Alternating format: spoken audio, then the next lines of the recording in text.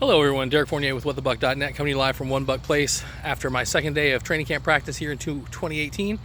A couple of notes for you today. We'll do a pretty quick recap. As I tweeted, I was going to try and watch the quarterbacks and the offensive linemen today, but first I want to talk a little bit about training camp logistics. I'm sure this will become a galvanizing conversation at some point. There are significant changes.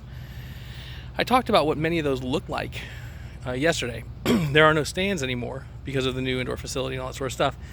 So you'll come here, it'll be more like the OTAs. If you came, you could bring a chair, but if you bring a chair, you can't bring that in the indoor facility, so you have to either leave it or take it back to your car.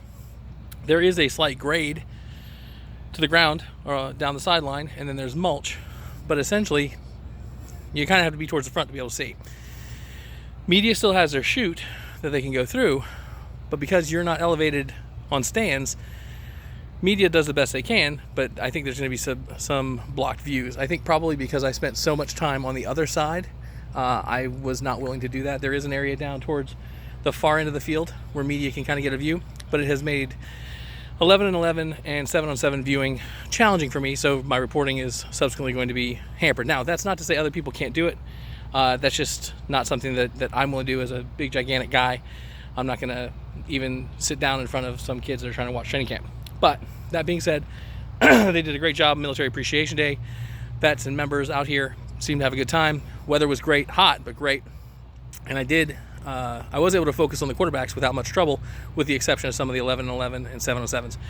Moral of the story is they look like they did last year in training camp. And that's not a bad thing. Arm strength, accuracy, all the things that you'd expect are about the same.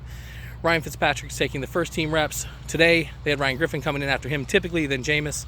Then Allen. I won't spend much time on that gentleman. Not that there's anything wrong with him, just it's not a realistic issue anyway. There were some questions that came in on Twitter about Ryan Griffin's arm strength. How did he look? He looks great. He looks like he looked last year.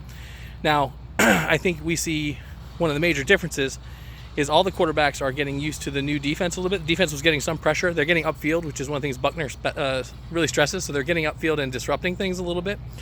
The skills positions all look very athletic, as they should. Today was still just shells. Mike Evans, very, very physical. Still, he's going to have to be careful. He will get more offensive pass interference calls.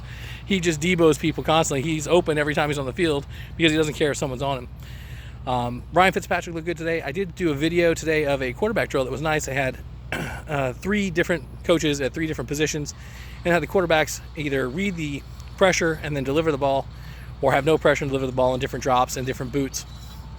Accuracy, like I said, this is where you're able to see it. Now, that's with no real pressure. That's with no hits, all that sort of stuff. But nothing that was concerning or telling. Everyone seemed to be fine. No one stood out today from a physical perspective. I'm hoping that tomorrow I get to do some more stuff with the offensive line. They'll be in full pads, and I'll have to figure out some way that I can get a good view of the line play during 11-on-11s without causing a problem. So at any rate, I hope you guys enjoyed the videos as well as the commentary during the day. Nothing that leapt out. Like I said, Jensen, I mentioned that Jensen was not in pads today. I think that's probably a vet thing. I did not stay for the pressers because I'm headed over to do the backpack stuff today. So check out the pressers. And if you didn't check out General McCoy's press conference from yesterday, if there's a video of it, a full thing, go check it out. I know that Gerald is a galvanizing force here as well. He is a heck of a player and an even better ambassador for this team. His press conference yesterday was as good as I've ever seen. So see you tomorrow morning. Follow us on Twitter at WhatTheBuck, Facebook.com/WhatTheBuck, and WhatTheBuck.net. Thanks so much. Go Bucs.